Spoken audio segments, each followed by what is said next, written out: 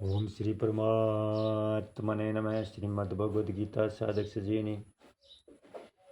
पूर्व श्लोक में भगवान ने यह बताया कि तत्वज्ञ योगियों के कुल में जन्म लेने वाले को पूर्व जन्म कृत बुद्धि संयोग प्राप्त हो जाता है और वह साधन में तत्परता से लग जाता है। अब शुद्ध श्रीमानों के घर में जन्म लेने वाले योग भ्रष्ट की क्या दशा होती है, इसका वर्ण आगे के श्लोक में कहते हैं। श्लोक नंबर 44।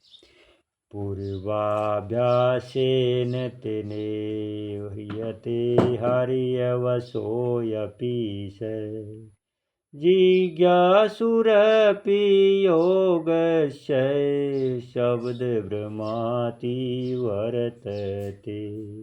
स वह श्रीमानों के घर में जन्म लेने वाला योग भ्रष्ट मनुष्य अवश्य भोगों के पुरुष होता हुआ अपि भी तेने उस पूर्वाभ्यास से न पहले मनुष्य में किए हुए अभ्यास साधन के कारण एवं ही हरियते परमात्मा की तरफ खींच जाता है ही, क्योंकि योगस्य योग समता का, जिज्ञासु अपि भी शब्द ब्रह्म वेदों में कहे हुए सकाम कर्मों का अतिवर्तते अतिक्रमण कर जाता है। वह श्रीमानों के घर में जन्म लेने वाला योग भ्रष्ट मनुष्य भोगों के पुरुष होता भी उस पहले मनुष्य जन्म में किए हुए अभ्यास साधन के कारण ही परमात्मा की तरफ खींच जाता है, क्योंकि योग समता का जिज्ञासु भी वेदों में कहे हुए सकाम कर्मों का अतिक्रमण कर जाता है। व्याख्या। पूर्वाभ्यासेन तेनेव हरियते हयो वशोऽपि स।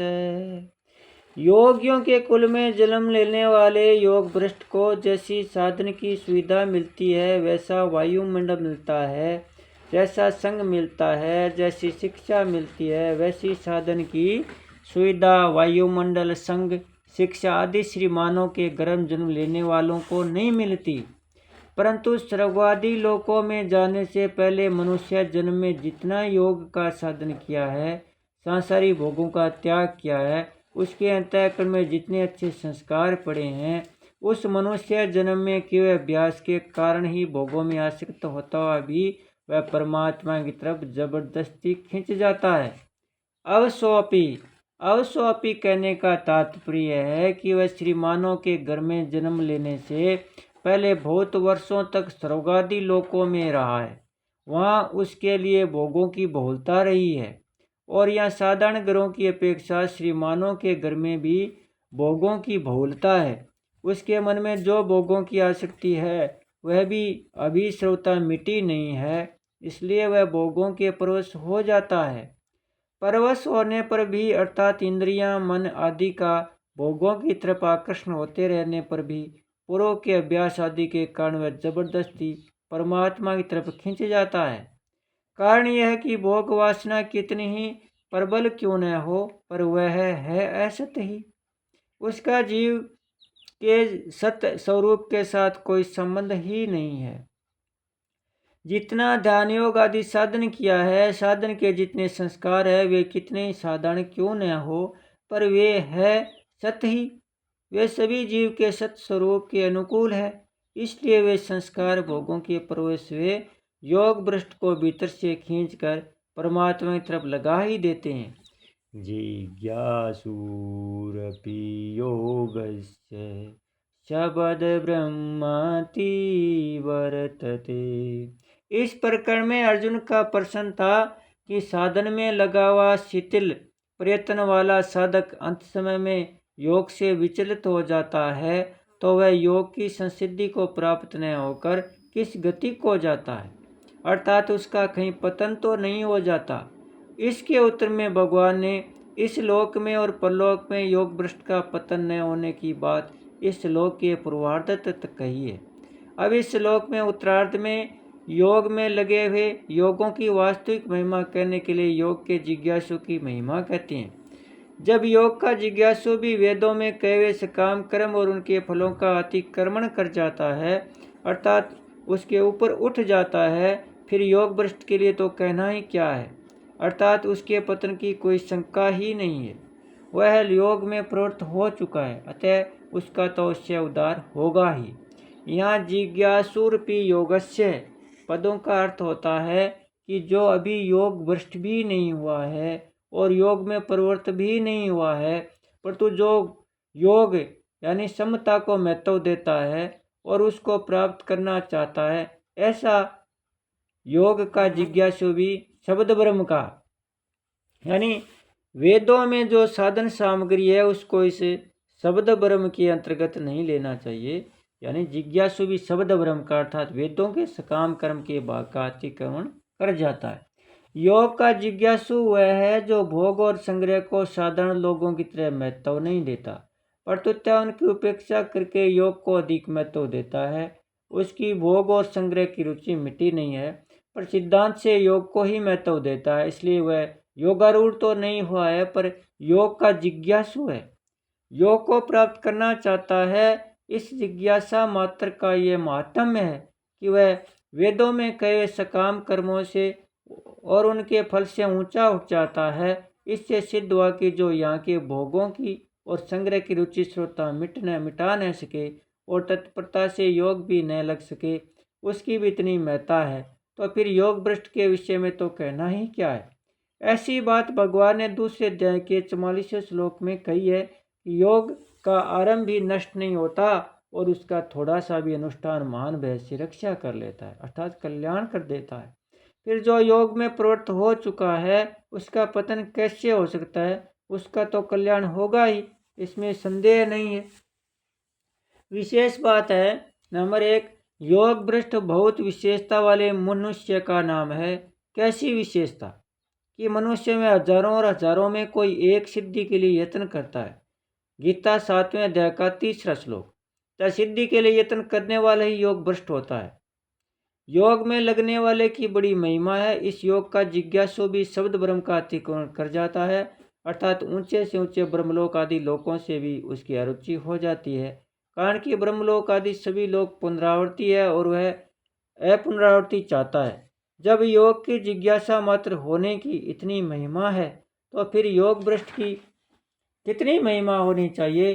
कारण कि उसके उद्देश्य से योग समता आ गई, तभी तो वह योग भ्रष्ट हुआ है। इस योग भ्रष्ट में महिमा योग की है, न कि भ्रष्ट होने की। इस योग भ्रष्ट में महिमा योग की है, न भ्रष्ट होने की। जैसे कोई आचार्य की परीक्षा में फेल हो गया हो, वह क्या शास्त्री और मध्यमा की परीक्षाओं में पास होने वाले से नीचा होगा? नहीं होगा। ऐसे ही जो योग भ्रष्ट हो गया है वह सकाम भाव से बड़े बड़े यज्ञ दान तप आदि करने वालों से नीचा नहीं होता, परंतु बहुत श्रेष्ठ होता है, कारण कि उसका उद्देश्य समता हो गया है। बड़े बड़े यज्ञ दान तपस्या आदि करने वाले को लोग बड़ा मानते हैं और वास्तव में बड़ा वही है जिसका उद्देश्य समता का है। समता का उद्देश्य वाला शब्द ब्रह्म का भी अतिक्रमण कर जाता है। इस योग भ्रष्ट के प्रसंग से साधकों को उत्साह दिलाने वाली एक बड़ी विचित्र बात मिलती है कि अगर साधक हमें तो परमात्मा की प्राप्ति ही करनी है ऐसा दृढ़ता से विचार कर ले तो वे शब्द ब्रह्म का अतिक्रमण कर जाएंगे। नंबर 2 बात, यही साधक आरंभ में समता को प्राप्त न भी कर सके तो अभी उसको अपनी रुचि या उद्देश्य समता प्राप्त का ही रखना चाहिए। जैसा कि गोस्वामी तुलसीदास जी कहते हैं, मति अति नीच ऊंची रुचि आछी, मति अति नीच ऊंची रुचि आछी, चाहिए अमीय जग जुरई ने छाची। तात्पर्य यह है कि साधक चाहे जैसा हो पर उसकी रुचि या उद्देश्य से ऊंचा रहना चाहिए। साधक की रुचि या उद्देश्य पूर्ति की लगन जितनी तेज तीव्र होगी उतनी जल्दी उसके उद्देश्य की सिद्धि होगी। भगवान का स्वभाव है कि वे यह नहीं देखते कि साधक करता क्या है, परंतु यह देखते हैं कि साधक चाहता क्या है। रिजत राम जानी जन जी की, रहती न प्रभु चित चूक किए की, करत सुरती से बार हिए की। ये मानस में एक प्रज्ञाचक्षु संत रोज मंदिर में भगवद्वी ग्रह का दर्शन करने जाया करते थे। एक दिन जब वे मंदिर गए तब किसी ने पूछ लिया कि आप यहाँ किस लिए आए हैं। संत ने उत्तर दिया कि दर्शन करने के लिए आता हूँ।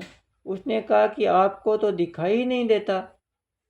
संत बोले मुझे दिखाई नहीं देता तो भगवान को भी दिखाई नहीं देता, मैं उन्हें नहीं देखता पर वे तो मुझे देखते हैं, बस इससे मेरा काम बन जाएगा। इसी तरह हम समता को प्राप्त भले ही न कर सके, फिर भी हमारी रुचि या उद्देश्य समता का ही रहना चाहिए। जिसको भगवान देखते ही है अतः हमारा काम जरूर बन जाएगा।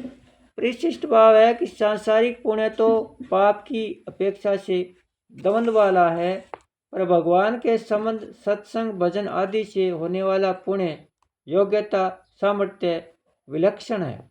इसलिए सांसारिक पुण्य मनुष्यों को भगवान में नहीं लगाता। सांसारिक कामनाओं का त्याग करना और भगवान की तरफ लगना दोनों ही भगवत संबंधी पुण्य है। पूर्वाभ्यासेन तनेव पदों का तात्पर्य है कि वर्तमान जन्म में सत्संग सचर्चा आदि न होने पर भी केवल पूर्वाभ्यास के कारण वह परमात्मा में लग जाता है, और पूर्वाभ्यास में क्रिया प्रवृत्ति नहीं है प्रत्युत गति है। जिज्ञासुरपि योगस्य शब्द ब्रह्माति वर्तते में भी क्रिया वाला अभ्यास न होकर गति वाला अभ्यास है। तात्पर्य कि इस अभ्यास में प्रयत्न भी किया जाता है और गति वाला अभ्यास स्वतः होता है। बोलिए श्री कृष्णचंद्र भगवान की जय हो, भक्त और भगवान की जय हो, सब सत्य संत जन की जय हो, सत्य सनातन धर्म की जय हो।